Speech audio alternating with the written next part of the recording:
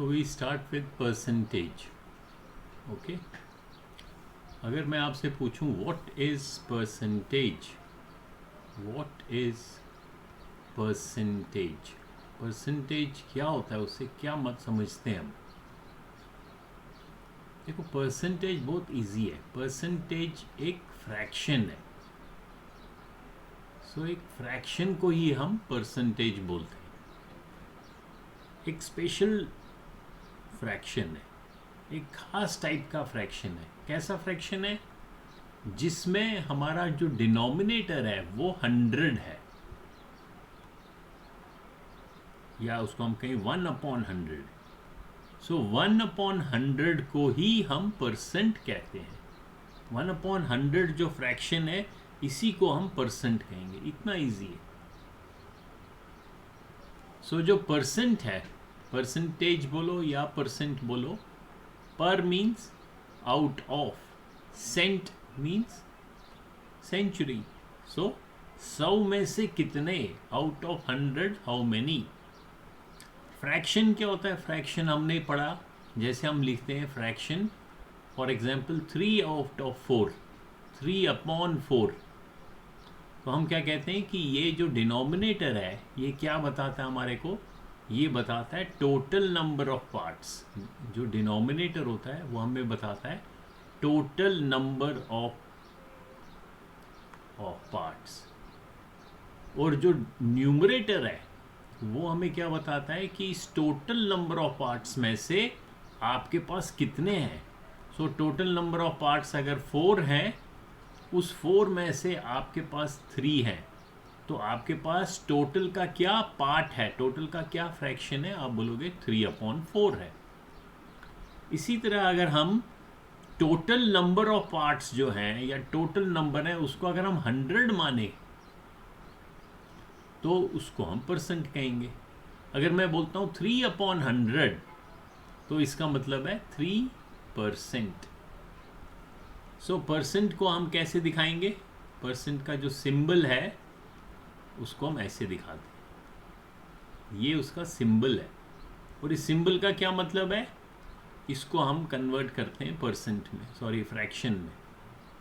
सो percent means 1/100. मान लो एक fraction है जिसका मतलब है 100 में से कितने, सो 1/100. जब ये समझ में आ गया, अब तो बहुत इजी हो गया. जैसे मैं कहता हूँ फॉर एग्जाम्पल 5%, तो इसको मैं कैसे लिख सकता हूँ? 5 के बदले मैं 5 लिखूंगा, और ये जो परसेंट है इसके बदले में लिखूंगा 1/100, और बीच में मल्टीप्लिकेशन का ऑपरेटर लगाऊंगा. सो मुझे पता चलेगा अब ये दो फ्रैक्शंस हैं. अब आप बोलोगे ये तो सर होल नंबर है, तो इसको आप 5/1 मान लो. अब दो फ्रैक्शंस को जब हम मल्टीप्लाई करते हैं, हम क्या करते हैं? न्यूमरेटर को न्यूमरेटर से मल्टीप्लाई करते हैं, डिनोमिनेटर को डिनोमिनेटर से. सो 5% मीन्स इज इक्वल टू 5/100. अब मैं कहता हूँ 20% ऑफ 400, 400 का, ऑफ मीन्स का. और अगर मैथ ऑपरेशंस में देखें, this is same as multiplication. 400 का 20%, तो हम क्या करेंगे? 20 लिखूंगा. इस परसेंट को मैं फ्रैक्शन में कन्वर्ट करूंगा, दैट मीन्स 1/100. तो मैं मल्टीप्लाई करूंगा 1/100. ऑफ का मतलब भी है मल्टीप्लिकेशन ऑपरेटर, और 400 को 400 लिखूंगा. सो 20% ऑफ 400 किसके बराबर है? 20% के बदले 1/100, और ऑफ के बदले मल्टीप्लिकेशन का ऑपरेटर, और फिर 400. अब देखो ये 20 और ये 400 न्यूमरेटर में, यानी कि इसको डिवाइडेड बाय 1 कर सकते हैं. अब न्यूमरेटर और ये सारे मल्टीप्लिकेशन हो रहे हैं. ये 0 इसके साथ कट गया, ये 0 इसके साथ कट गया. 20 मल्टीप्लाइड बाय 1, वो तो 20 हुआ, मल्टीप्लाइड बाय 4, सो 4 2 8 और 0 80. सो हम कह सकते हैं कि 20% ऑफ 400 इज इक्वल टू 80। इतना सिंपल है।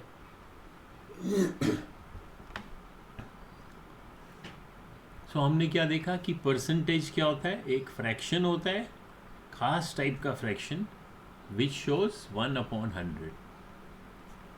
और किसी नंबर का अगर हमें परसेंट निकालना है, 25% ऑफ 400, तो ये जो नंबर है इसको हम मल्टीप्लाई कर रहे हैं। किससे मल्टीप्लाई कर रहे हैं? 25% से।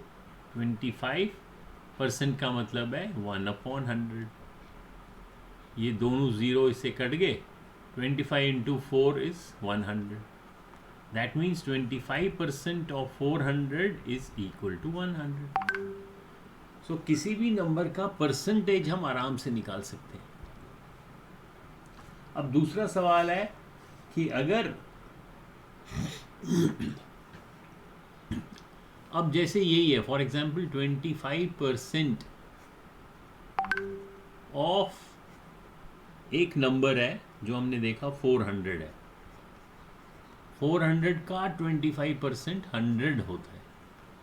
अब इसमें से मैं, अब ये तीन चीज़ें हैं, जैसे ये 25% है, ये 400 है और ये 100 है। अब इन तीन चीज़ों में अगर मैं एक चीज़ छुपा दूं, तो अगर बाकी दो चीज़ें हैं मेरे पास, तो तीसरा मैं पूछ सकता हूँ। फॉर एग्जांपल यहाँ मैंने क्या पूछा था कि 25% ऑफ 400 बताओ कितना है, यानी कि ये मैंने आपसे पूछा, तो आपने ये आंसर दिया, दिस इज इक्वल टू 100। अब मैं इसको अगर छुपा देता हूँ, इसको मिटा देता हूँ, सो मैं क्या करता हूँ, इसको मान लो मैंने मिटा दिया। अब मैं कहता हूँ एक नंबर है, ये नंबर मैं बता नहीं रहा हूँ, ये पूछ रहा हूँ बल्कि आपसे, ये क्या नंबर होगा, और ये नंबर आपको मैंने पहले ही लिख दिया। अब मैं कह रहा हूँ 25% of what number, so I am asking you, is equal to 100। यानी कि एक ऐसा नंबर यहाँ बताओ, एक नंबर ऐसा है जिसका 25% 100 है, तो मेरे को ये वाला नंबर बताओ। इस टाइप के क्वेश्चंस भी हो सकते हैं कि आपको नंबर, उसका आंसर ऑलरेडी दे दिया, आपको ये नंबर चाहिए। कौन सा नंबर? ऐसा नंबर जिसका 25% 100 के बराबर है। तो आप कैसे फाइंड करोगे? देखो, अलजेब्रा, इसीलिए हम अलजेब्रा का इस्तेमाल करते हैं। We use algebra for knowing, for calculating some unknown number from some known number. ये हमें मालूम है, ये हमें फाइंड करना है। तो जो चीज़ हमें फाइंड करना है उसको हम एक वेरिएबल बना देते हैं, एक लेटर मान लेते हैं। मान लो कोई भी लेटर हो, उसको आप ए लिखो, बी लिखो, एन लिखो, सी लिखो, कुछ भी लिखो, और फिर उसका हम उसको वैल्यू फाइंड करेंगे। जैसे यहाँ पे हमें नंबर फाइंड करना है, तो मैं कह सकता हूँ ये अगर मैं n मान लूँ, जो नंबर है उसको, नंबर को n मान लूँ, तो अब मेरा सवाल क्या बन गया कि 25% of n is equal to 100। यानी कि ये जो n है, एक नंबर है, उसका 25%, इस नंबर का 25% 100 के बराबर है, इक्वल। तो मेरे को बताओ ये नंबर क्या होगा, n। सो हमें मालूम है 20, इसको हम कैसे लिखते हैं, 25% को हम क्या लिखते हैं, 1/100। ऑफ भी मल्टीप्लिकेशन का ऑपरेटर है, n को n लिखेंगे कि n की तो वैल्यू हमें फाइंड करनी है, और राइट साइड में हम 100 लिखेंगे। तो ये बेसिक इक्वेशन है जो हमने अलजेब्रा में सीखी है। या अलजेब्रा के अगर आपने टॉपिक अभी नहीं किए, आप हमारे चैनल पे अलजेब्रा के प्लेलिस्ट में जाइए और वहाँ देखिए। सो इसका कैसे करेंगे हम? अब हमारे को जो वेरिएबल जिसका वैल्यू फाइंड करना है, यहाँ पे जैसे n का फाइंड करना है, ये इक्वेशन के एक साइड में हमें अगर मिल जाए और बाकी नंबर्स इक्वेशन के दूसरी साइड में हो जाए तो हमें n की वैल्यू मिलेगी। n की क्या वैल्यू है वो हमें फाइंड करना है। सो अभी आप इस इक्वेशन को देखो, अगर आप इसको ध्यान से देखोगे, ये वाली इक्वेशन को, सो यहाँ पे ये इक्वेशन का लेफ्ट साइड है, ये इक्वेशन का राइट साइड है। तो लेफ्ट साइड में आप इसको थोड़ा सॉल्व करो। 25 multiplied by 1/100 multiplied by n is equal to 400 था। 25 of dash is equal to 100, अच्छा, इज इक्वल टू 100 था कि एक नंबर n है जिसका 25% 100 के बराबर है और हमको n निकालना है, तो ये 100। अब लेफ्ट साइड में n है, तो जिसको हमें, अगर हम इस इक्वेशन के इस पूरे लेफ्ट साइड में केवल n रखें, यहाँ पे n आ जाए, यानी कि जो ये दो नंबर्स हैं, एक ये नंबर है 1/100, एक 25 है, ये अगर हमारे को लेफ़्ट से राइट को शिफ्ट हो जाए और तो हमारे को लेफ़्ट में केवल n मिलेगा और उसका यहाँ पे हमें कुछ वैल्यू मिलेगा, तो आंसर मिल जाएगा। सो जब भी हम अलजेब्रा में किसी वेरिएबल का वैल्यू फाइंड करते हैं, उसको इक्वेशन के एक साइड पे रखते हैं। आप लेफ़्ट साइड पे रखो या राइट साइड पे रखो, उससे कोई फ़र्क नहीं पड़ता है। अब हमने लेफ़्ट में रखा, फिर देखना चाहिए कि इस वेरिएबल के साथ क्या ऑपरेशन हो रहा है, क्या क्या ऑपरेशन हो रहा है। एक तो n को 1 से मल्टीप्लिकेशन हो रहा है और 25 से मल्टीप्लिकेशन हो रहा है और 100 से डिवाइड हो रहा है, क्योंकि ये डिनोमिनेटर में है। तो जब हम इन नंबर्स को ट्रांसपोज करेंगे, यानी कि हम दूसरे साइड पे ले जाएंगे, लेफ़्ट से राइट लेंगे, तो यहाँ इनका जो ऑपरेशन हो रहा है इस n के साथ, वो इन्वर्स हो जाता है। इन्वर्स मतलब उल्टा हो जाता है। अगर यहाँ मल्टीप्लाई हो रहा है तो ये नंबर जब यहाँ आएगा ये डिवाइड हो जाएगा, यानी कि अगर ये न्यूमरेटर में है ये नीचे चला जाएगा डिनोमिनेटर में, तभी तो डिवाइड हो गया। तो n का क्या वैल्यू हम फाइंड करेंगे? n is equal to, right hand side में पहले 100 है, वो वैसे का वैसे लिखेंगे।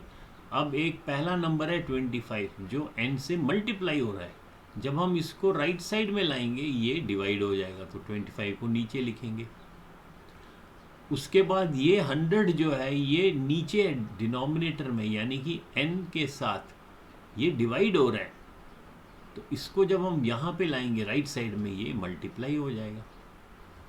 अब इसको सॉल्व कर लो। 25 5 5 ज़ा 25, 5 2 ज़ा 10 एंड 0, 5 1 ज़ा 5, 5 4 ज़ा 20। 4 को 100 से मल्टीप्लाई किया, वो हो गया 400। सो हमारा सोल्यूशन मिल गया कि n जो है वो 400 होगा। तो इसको 400 को हम वापस इस इक्वेशन में डालते हैं, यानी कि n हमारा 400 होगा। ये हमें आंसर मिल गया। तो आंसर क्या है कि 25% ऑफ व्हाट नंबर, जो हमने 400 निकाला। सो 25% of 400 is equal to 100।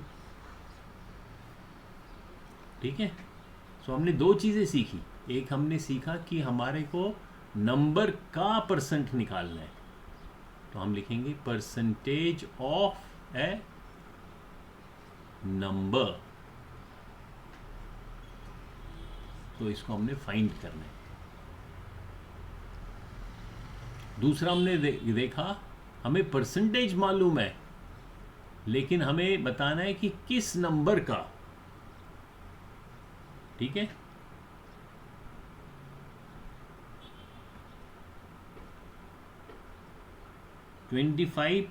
Is 25% of what number. So हमने कहा percentage of what number, of what number is equal to another number. तो ये भी हमने सीखा कि किसी नंबर का क्या परसेंटेज दूसरा एक नंबर के बराबर है। तो जो व्हाट नंबर जो पूछा जा रहा है उसको हमने n बनाया और n की वैल्यू फाइंड की। तो इस वीडियो में इतना ही। नेक्स्ट वीडियो में हम कुछ और सीखेंगे परसेंटेज के बारे में।